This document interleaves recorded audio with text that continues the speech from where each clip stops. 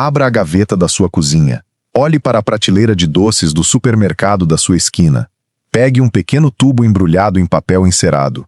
Você saboreia o doce, sente o açúcar derreter na língua, mas talvez não saiba que esse prazer nasceu nas engrenagens da fábrica de chocolates Bering. Durante 50 anos, as balas refresquinhos e os chocolates dessa marca carioca reinaram absolutos no país. Vamos voltar no tempo. Toda manhã, às 6 horas em ponto, a sirene colossal de Santo Cristo cortava os céus do Rio de Janeiro. Cerca de 1.500 operários vestindo macacões de linho cruzavam os portões de ferro importado. Trabalhar ali era ostentar um título de nobreza operária. As chaminés roncavam 24 horas por dia, cobrindo o cais carioca com uma neblina quente e perfumada de manteiga de cacau torradas. O progresso econômico do Brasil tinha sabor de chocolate e ostentava o nome Bering, com orgulho indomável. Então, em uma manhã cinzenta de 1993, aquele apito estridente silenciou. O faturamento evaporou e o império ruiu sob o peso impiedoso da hiperinflação e de canetadas políticas, trancando 500 trabalhadores do lado de fora. Como uma usina que definiu o paladar de uma nação inteira simplesmente evapora. Hoje nós vamos abrir as portas enferrujadas desse colosso de 6 andares para entender a morte jurídica da Bering e como a física do seu ferro alemão resistiu à ruína. Se você respeita a história real de quem construiu a nossa indústria, inscreva-se no canal. E por favor, deixe aqui nos comentários o nome da fábrica ou da grande marca famosa da sua região que você deseja ver no próximo documentário. Capítulo 1. O fumo do Porto de Santo Cristo e a memória do paladar. Existe um aroma que o tempo não consegue apagar. Se você caminhar hoje pelas ruelas do bairro de Santo Cristo, na zona portuária do Rio de Janeiro, e fechar os olhos por um instante, talvez ainda consiga senti-lo. Não é o cheiro de maresia do cais. Não é a fuligem dos ônibus modernos. É o perfume doce, denso e quente da manteiga de cacau torradas. Ele emana das paredes de um colosso de ferro de 6 andares. Um edifício que testemunhou a maior glória industrial da cidade e que guarda em suas vigas de aço importado a memória de um Brasil que aprendia a saborear a modernidade. Na década de 1950, o Rio de Janeiro vibrava com uma energia diferente. O mundo tentava esquecer os horrores da Segunda Guerra Mundial. No Brasil, o trabalhador urbano começava a sentir o peso de notas novas no bolso. Havia dinheiro, sobrava no fim do mês. E pela primeira vez na história do país, esse dinheiro não precisava ir apenas para o arroz, o feijão e a farinha. Ele podia comprar prazer, ele podia comprar açúcar. A companhia Bering entendeu essa fome antes de qualquer concorrente. Toda manhã, exatamente às 6 horas, a sirene da fábrica de chocolates Bering cortava os céus da capital federal. Não era apenas um sinal de trabalho, era o coração do porto batendo. Ao som daquele apito estridente, cerca de 1.500 operários apertavam o passo. Homens de macacão de linho e mulheres com os cabelos presos sob redes brancas cruzavam os portões de ferro. Eles não iam apenas operar máquinas pesadas. Eles iam fabricar a alegria de uma nação. A arquitetura do prédio impressionava quem chegava pelo oceano. Estruturas imensas de metal sustentavam lajes projetadas para suportar toneladas de peso sem a necessidade de colunas tradicionais. Era um prodígio da engenharia alemã transplantado para os trópicos. Lá dentro, caldeiras a vapor roncavam como feras domesticadas. O cacau cru chegava nos porões dos navios mercantes. Era torrado, triturado e transformado em rios líquidos de chocolate puro. O calor dentro das salas de moagem era intenso, mas o orgulho de quem ali trabalhava superava qualquer temperatura. Eu coleciono embalagens antigas há anos, e existe algo na textura do papel parafinado daquela época que a tecnologia digital jamais vai replicar. Quando você segura uma bala Bering original nas mãos, você segura um pedaço de soberania econômica. A marca não vendia apenas doces caros para a elite de Copacabana. A Bering democratizou o paladar.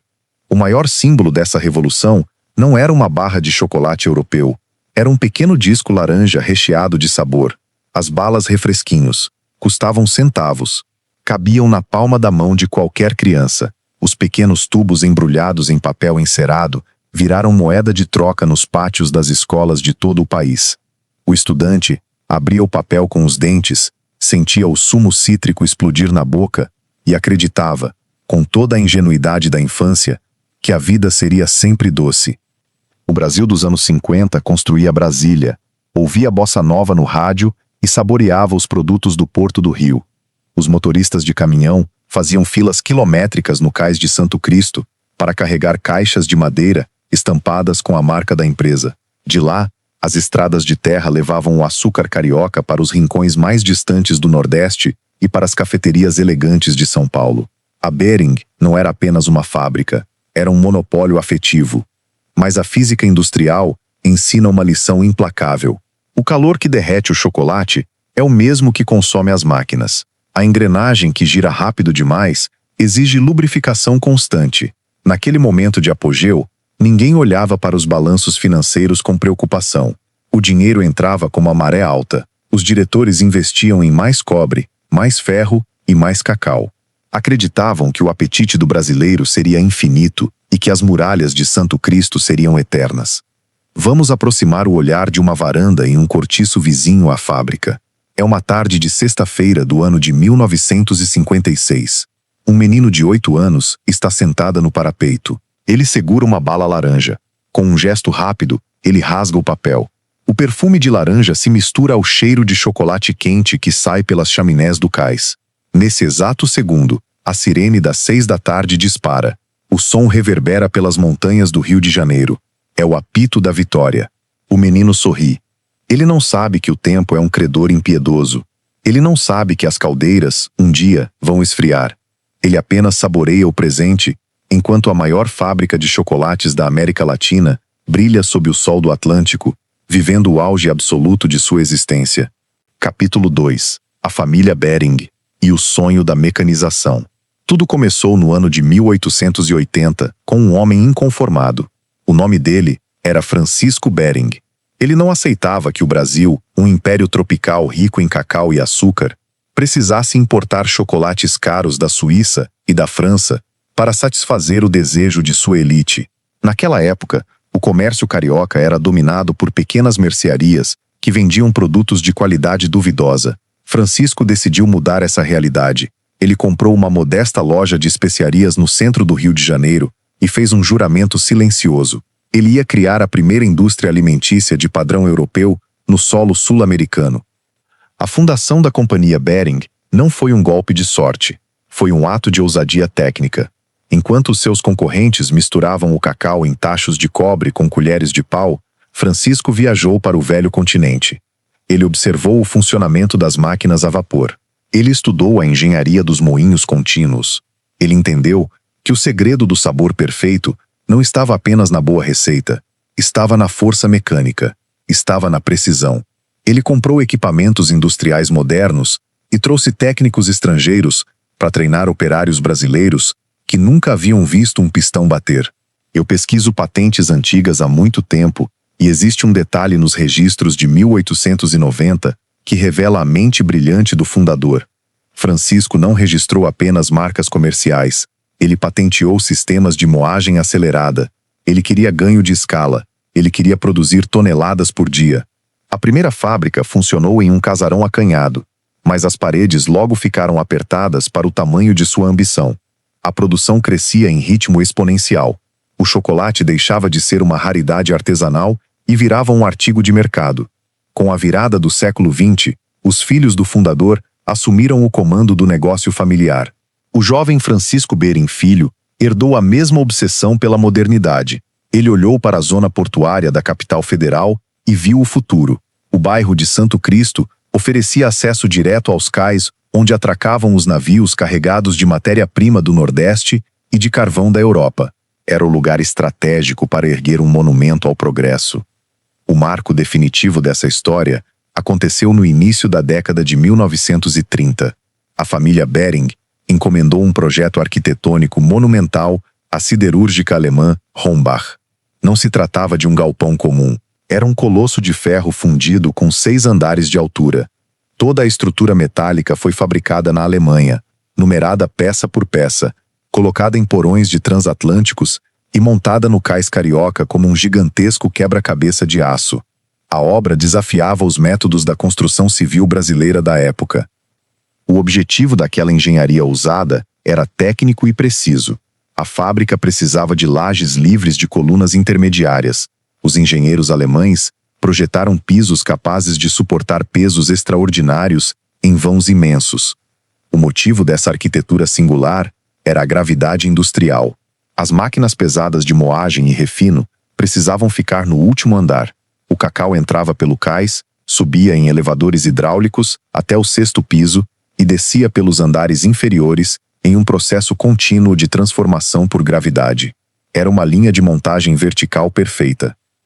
Quando o primeiro moinho alemão rugiu na inauguração do novo prédio, o som sacudiu os alicerces do bairro de Santo Cristo. A máquina não triturava apenas as amêndoas duras de cacau baiano, ela triturava o atraso colonial do continente. Ela despedaçava séculos de trabalho manual e lento. O vapor quente tomou conta dos amplos salões.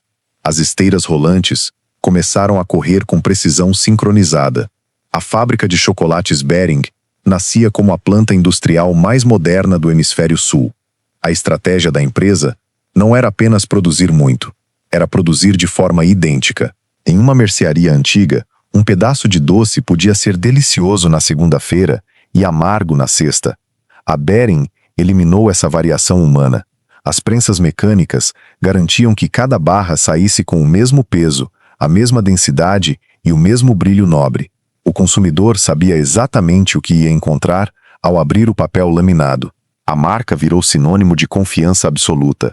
O impacto econômico no Porto do Rio de Janeiro foi imediato. A companhia virou uma cidade dentro da cidade.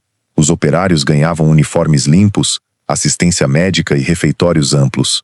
Trabalhar na Bering não era um emprego comum, era um título de nobreza operária. Os pais levavam os filhos pelas mãos para pedir uma vaga aos contramestres da linha de produção. A disciplina dentro das salas de máquinas era rigorosa, mas o sentimento de pertencer a uma elite industrial fazia cada trabalhador erguer a cabeça com orgulho. Mas a escala gigantesca do negócio trazia sementes de perigo. Uma estrutura de ferro importado custa uma fortuna em juros bancários. Equipamentos alemães de alta complexidade exigem peças de reposição que não existiam no comércio local. A família Bering apostou tudo no crescimento contínuo da economia nacional.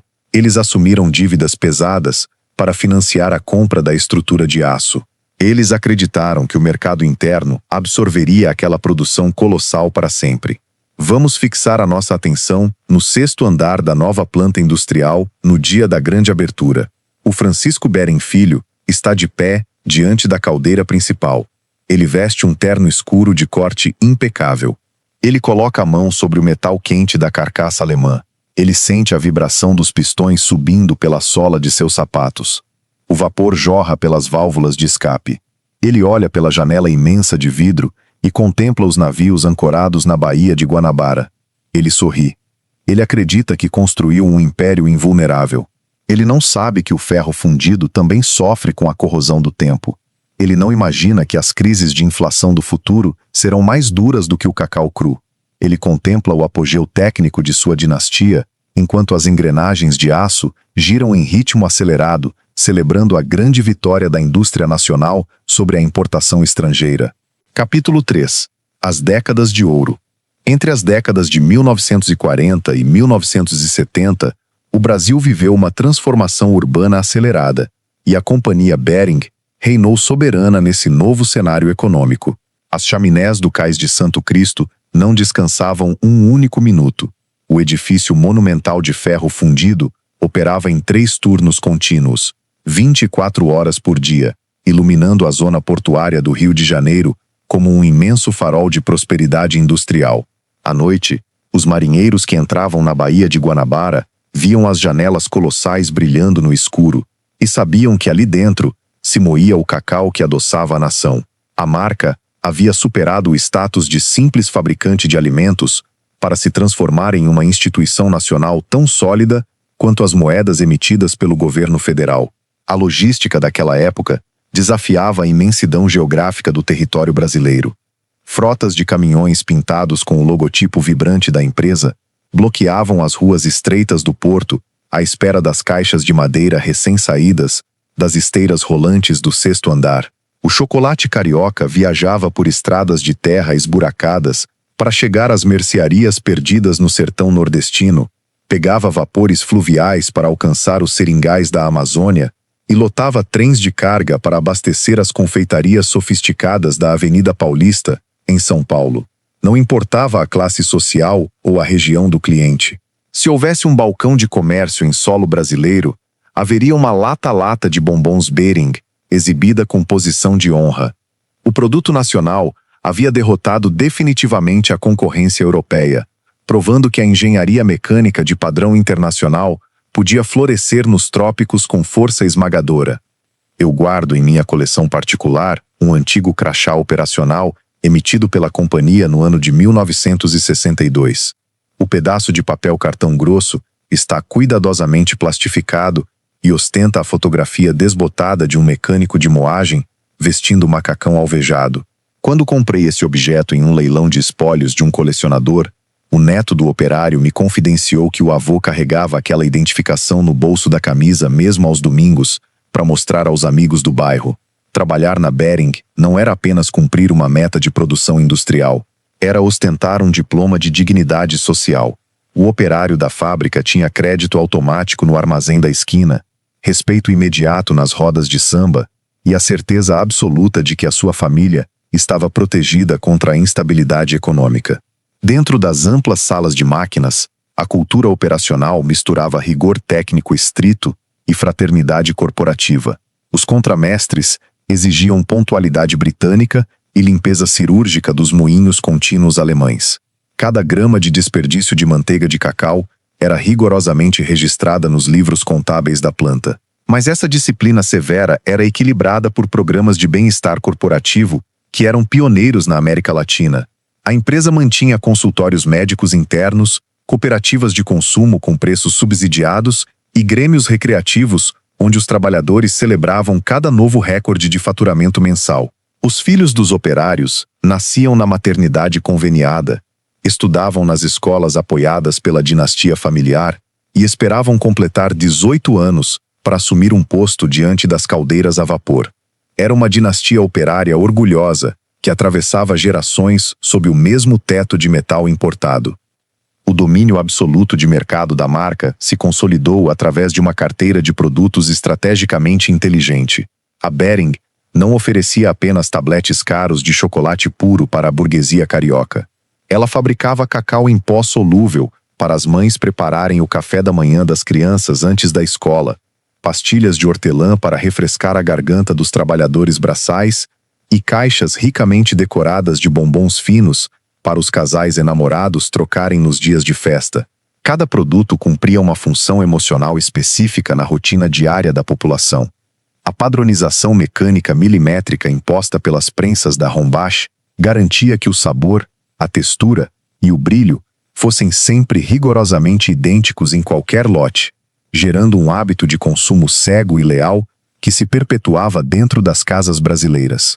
A consolidação desse monopólio afetivo ganhou impulso continental com a era de ouro do rádio comercial.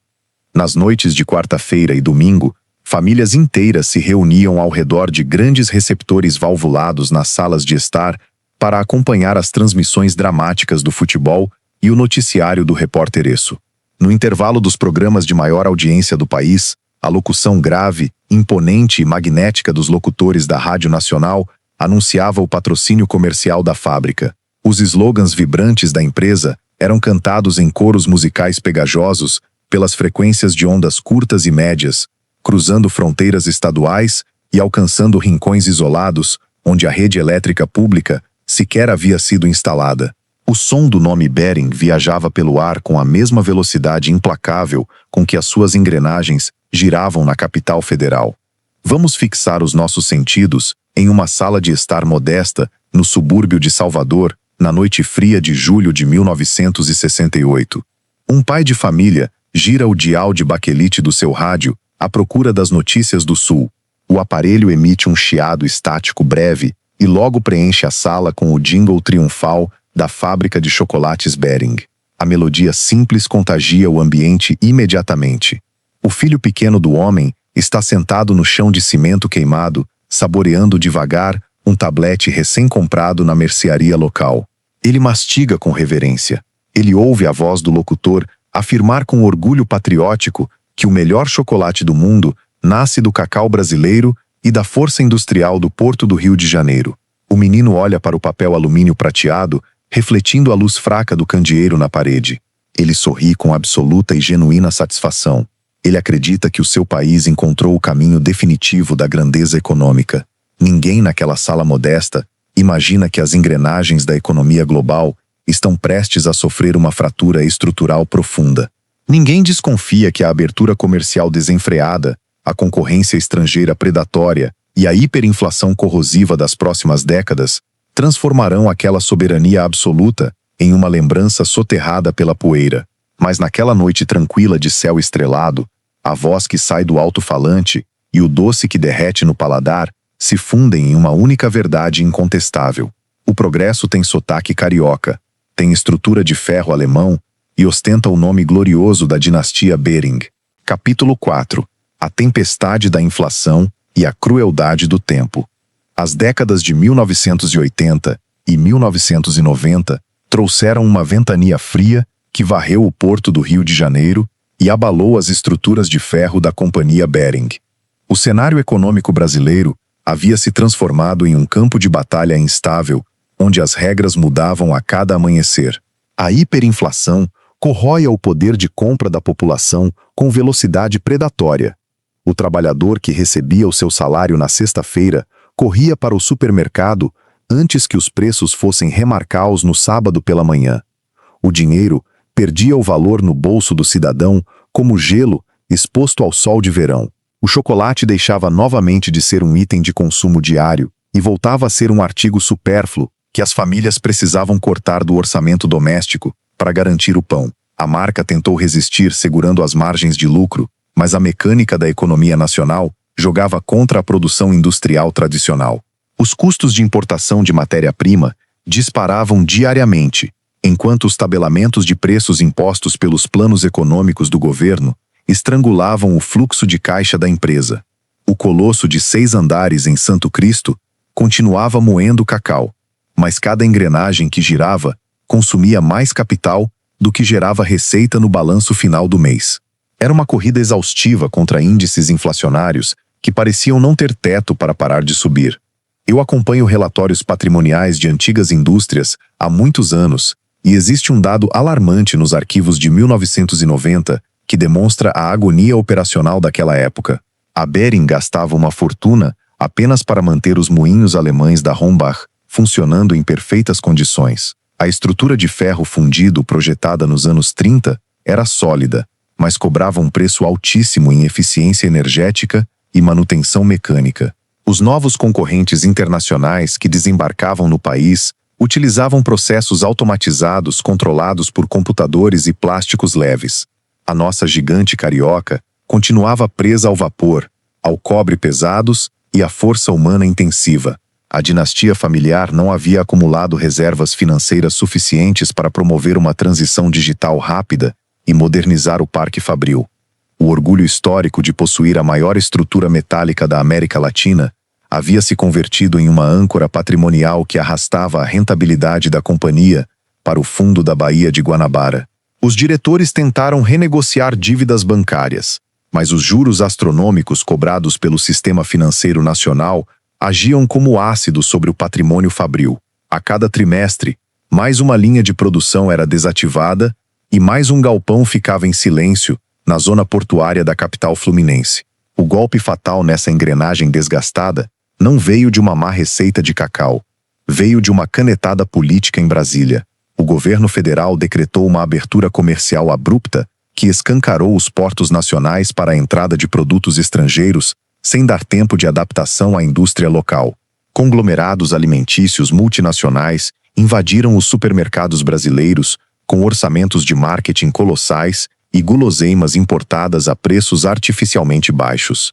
A marca carioca, que havia educado o paladar de gerações de cidadãos, de repente se viu lutando por espaço nas prateleiras contra impérios globais que podiam operar no prejuízo por anos, apenas para conquistar território.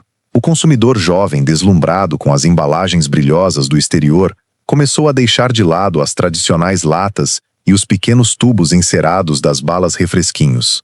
A padronização mecânica, que outrora havia sido o trunfo da Behring, agora parecia obsoleta diante das novidades recheadas com aditivos químicos modernos. A empresa perdeu fôlego operacional rapidamente. Os caminhões de entrega pararam de formar filas no cais de Santo Cristo. Os armazéns começaram a estocar caixas encalhadas. O monopólio afetivo construído ao longo de um século ruiu sob o peso da concorrência global predatória e da má gestão de crises. Vamos posicionar os nossos olhos diante do portão principal da fábrica em uma manhã fria e cinzenta de maio de 1993. O relógio marca 6 horas. Cerca de 800 operários estão aglomerados na calçada de paralelepípedos. Eles não usam uniformes brancos limpos. Eles vestem casacos desgastados e seguram suas carteiras de trabalho abertas nas mãos. O apito estridente não toca. O ar não cheira a laranja ou a cacau quente. Cheira apenas a poeira e maré vazia. 2 oficiais de justiça colam um aviso de falência nas grades de ferro importado. Um silêncio fúnebre toma conta da multidão. Um velho contramestre de moagem, que dedicou 40 anos à caldeira principal, toca o cadeado recém-instalado e abaixa a cabeça para esconder as lágrimas. Ele sabe que a sua vida útil como operário acabou junto com a história daquela usina. Ele desvia o olhar e caminha devagar em direção ao cais deserto. Ninguém ali imagina o destino bizarro que as próximas décadas reservarão para aquelas lajes reforçadas. Ninguém suspeita que o ferro alemão resistirá à decrepitude muito depois que as contas bancárias da empresa forem encerradas. Mas naquela manhã silenciosa no Porto Carioca, os rios quentes de chocolate secam definitivamente, transformando a glória centenária da dinastia Behring em um fantasma de metal trancado pela lei. Capítulo 5. A década da ferrugem e a sentença de morte. Durante quase 2 décadas, o Colosso de Santo Cristo permaneceu como uma cicatriz escura na paisagem ensolarada da zona portuária carioca. O silêncio dentro daquele monumento de 6 andares era tão denso que parecia ter peso físico. A poeira espessa cobriu rapidamente as amplas lajes projetadas pela siderúrgica alemã Rombach, abafando qualquer eco de um passado glorioso. Onde antes 500 operários caminhavam apresados sob a luz clara das lâmpadas industriais, agora apenas ratos e morcegos cruzavam os corredores vazios. As chaminés imensas que costumavam espalhar o perfume doce de cacau por toda a região central da capital fluminense tornaram-se torres gélidas, habitadas por urubus. O ferro fundido importado enfrentava agora o seu maior e mais implacável inimigo, o ar salgado e úmido que soprava diariamente da Baía de Guanabara.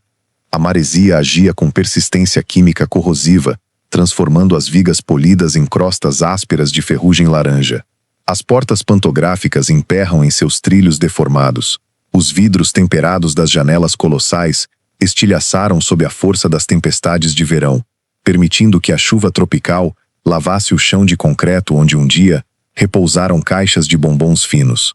A dinastia Behring havia abandonado definitivamente aquela fortaleza operacional, deixando para trás um cemitério de máquinas obsoletas que nenhuma outra indústria tinha interesse em comprar.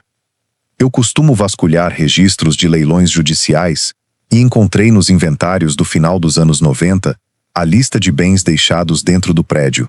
Era desolador constatar que caldeiras alemãs de valor histórico inestimável foram avaliadas simplesmente como sucata de peso bruto. Colecionadores de antiguidades e sucateiros clandestinos arrombaram as portas laterais na calada da noite para saquear o que ainda possuía valor comercial imediato. Eles arrancaram quilômetros de fiação de cobre das paredes de alvenaria, desmontaram painéis de controle elétrico e levaram pequenas engrenagens de bronze para derreter em fundições de fundo de quintal. O patrimônio técnico que havia democratizado o paladar de gerações de brasileiros estava sendo fatiado e vendido por centavos no mercado negro da cidade. As caldeiras roncadoras do 6º andar repousavam como cadáveres de baleias encalhadas no cais carioca. A falência jurídica da companhia transformou o imóvel em um emaranhado interminável de processos nos tribunais de justiça do Rio de Janeiro. Advogados de bancos credores e representantes de ex-funcionários disputavam cada metro quadrado daquela propriedade abandonada. O edifício havia se tornado um fardo tributário impagável, acumulando dívidas milionárias de imposto predial territorial urbano, enquanto a prefeitura estudava planos agressivos para revitalizar toda a zona portuária e apagar os vestígios da velha indústria falida. A ameaça mais brutal à sobrevivência da estrutura de aço surgiu com os projetos de modernização urbana do início do século XXI. Especuladores imobiliários e operadores logísticos olharam para o cais de Santo Cristo e decidiram que aquele colosso enferrujado era um obstáculo ao progresso portuário. O mercado de transporte marítimo precisava de amplos pátios abertos para estacionar contêineres padronizados e construir vias expressas de escoamento rápido de cargas.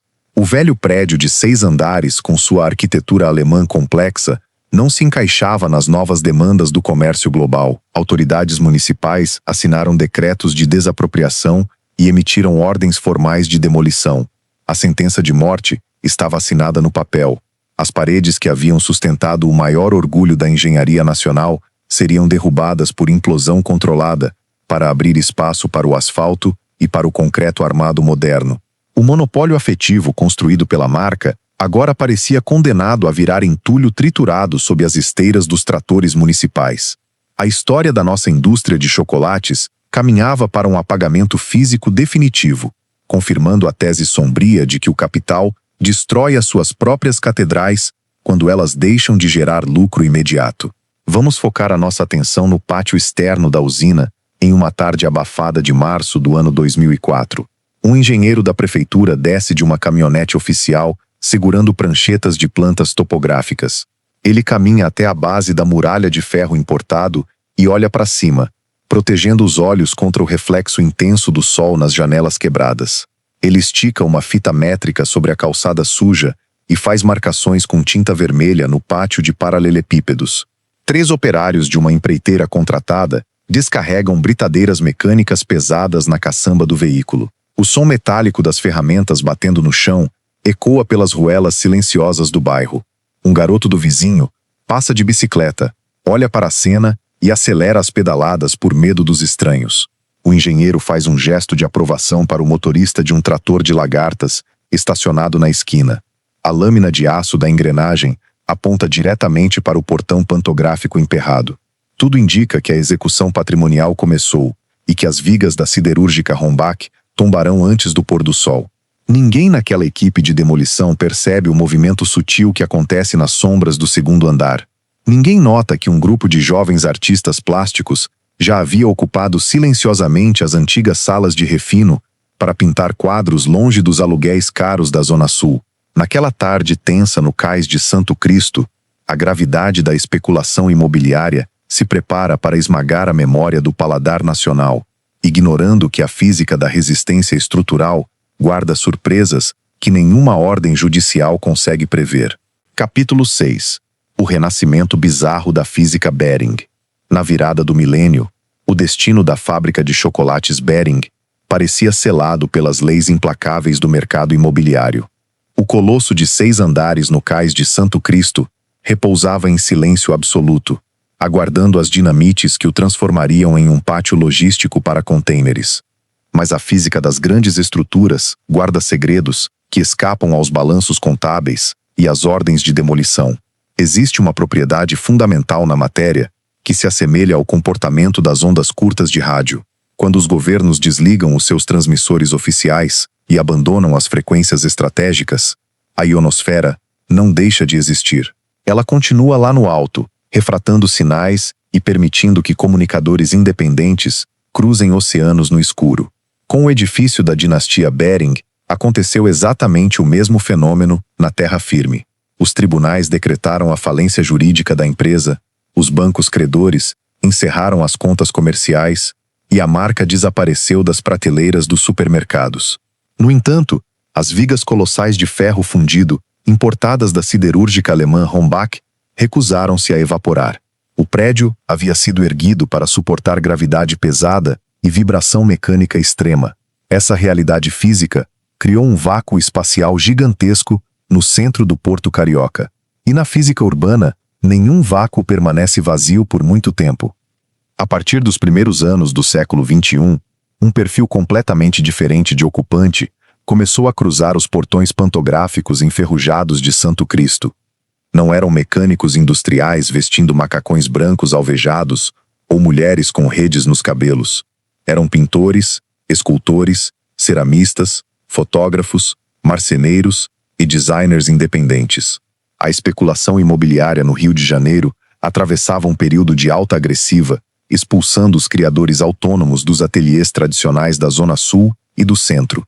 Aqueles artistas olharam para a carcaça abandonada da velha usina de chocolates e não enxergaram decrepitude ou ruína. Eles enxergaram um refúgio estrutural. Eles viram lajes imensas com pé direito altíssimo, vãos livres de colunas intermediárias que permitiam a montagem de grandes esculturas, aluguéis de baixo custo e uma luz natural extraordinária que jorrava pelas janelas colossais estilhaçadas. Tomaram posse das antigas salas de refino e moagem de cacau de forma espontânea, ocupando espaço por espaço, transformando o esqueleto industrial no maior ecossistema criativo subterrâneo do país. Eu frequento os eventos abertos da Ocupação Bering com assiduidade nos dias de hoje, e existe uma sensação muito particular quando você caminha pelo quarto andar em uma tarde de sábado. Você pode apoiar a sua xícara de café expresso exatamente sobre a base de ferro maciço de uma antiga batedeira alemã dos anos 30, que agora funciona como bancada de trabalho para um ourives. Quando toquei aquele metal frio na minha última visita, compreendi uma lição profunda sobre a persistência da história. Arquivos digitais corrompem com facilidade, nomes de marcas famosas caem no esquecimento e patrimônios financeiros evaporam durante crises de inflação. Mas a massa física sobrevive. As prensas mecânicas que outrora moldaram milhões de pastilhas de hortelã e balas refresquinhos estão hoje cobertas de respingos de tinta a óleo, argila e poeira de madeira nobre. A função original foi completamente subvertida pela urgência da arte, mas a base material continua intacta, oferecendo sustentação sólida para quem produz com as próprias mãos. O ferro fundido alemão não exige licença de funcionamento da prefeitura para continuar de pé. Ele apenas cumpre a sua lei física de resistir à gravidade. A batalha nos tribunais pela posse do imóvel arrastou-se por mais de uma década, com lances dramáticos de reintegração de posse e leilões suspensos na última hora. Mas a energia pulsante daquela ocupação artística gerou um escudo comunitário intransponível. Os novos inquilinos organizaram associações formais, dialogaram com o patrimônio histórico e provaram às autoridades públicas que aquele espaço possuía um valor cultural que superava o preço do metro quadrado logístico. O que quase virou sucata retalhada para ferro velho converteu-se em um polo de resistência reconhecido oficialmente pela cidade. Atualmente, mais de 80 ateliês, galerias de arte contemporânea, microcervejarias artesanais, editoras independentes e pequenas fábricas de móveis operam diariamente dentro do monumento de 6 pisos. Os antigos elevadores de carga que transportavam 1.000 toneladas de cacau baiano por ano agora transportam colecionadores, arquitetos, estudantes e turistas do mundo inteiro. A economia interna reestruturou-se sob um modelo colaborativo e horizontal. Não existe mais uma dinastia corporativa centralizada ditando o ritmo das caldeiras. Existe uma rede viva de pequenos produtores mantendo o edifício aceso e vibrante.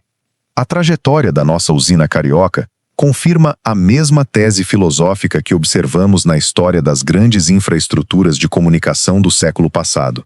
O verdadeiro valor de um sistema vultoso manifesta-se, com maior clareza, não quando tudo funciona dentro da ordem planejada, mas exatamente quando o sistema oficial entra em colapso, quando o império alimentício ruiu sob o peso da hiperinflação e da concorrência estrangeira predatória, quando o Estado virou as costas para o patrimônio portuário, a física do prédio acolheu os órfãos do mercado imobiliário.